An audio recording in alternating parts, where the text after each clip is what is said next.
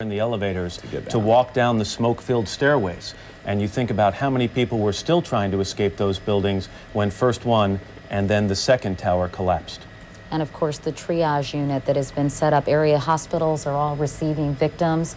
And as Matt said, 50,000 capacity when everybody is in the building. But many people at 8:42 a.m. here in New York are at their desk, working in their offices. One young man or one man was reached by phone and was asked what is happening there, and he said, "We are blanking, dying here." And there was screaming and yelling and pure chaos, understandably, going on in the background. There's a picture of Lower Manhattan, ladies and gentlemen, the most important city in the world in so many ways. And now it has been attacked by terrorists at the World Trade Center, and the damage is beyond our ability to tell you in great detail.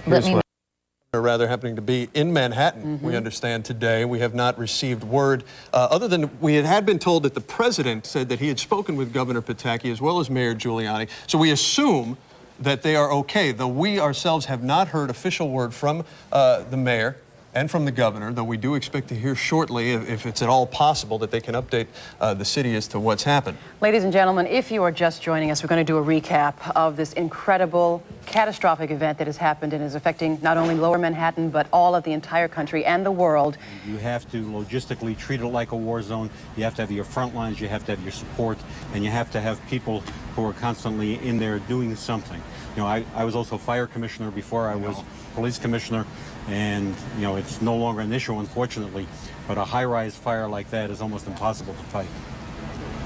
At this point, government, there are what, 40,000? There are 41,000.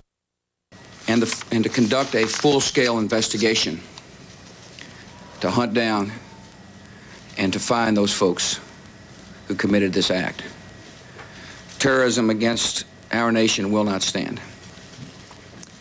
And now, if you join me in a moment of silence.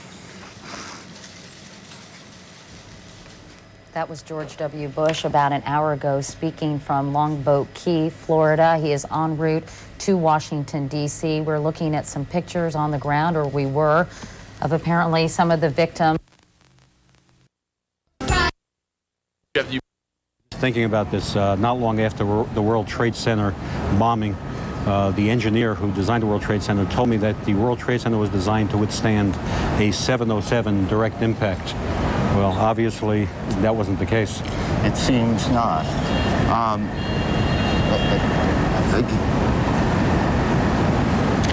We are getting reports, and we are getting lots of reports, and we want to be careful to tell you when we... Now let me yeet. It appears that the damage to the Pentagon, as bad as it was, we don't have any sense of whether there was loss of life or how extensive it was. That is an attack that looks like it could have been very much worse indeed had the airplane hit in a more central area of that building. So we're now watching, of course, the Capitol building with considerable urgency. It's right out the window of our bureau here. Because, as Brian Wilson reported, police on Capitol Hill are evacuating the place, saying that there was an airplane 20 minutes away, apparently, or they believe. That being perhaps the worst possible time for an event such as this to take place, one can only guess that few... Where both of the World Trade Center towers have collapsed. This morning, as people were coming to work, all airports in the country have been shut down. International flights that were heading this way are being diverted to Canada.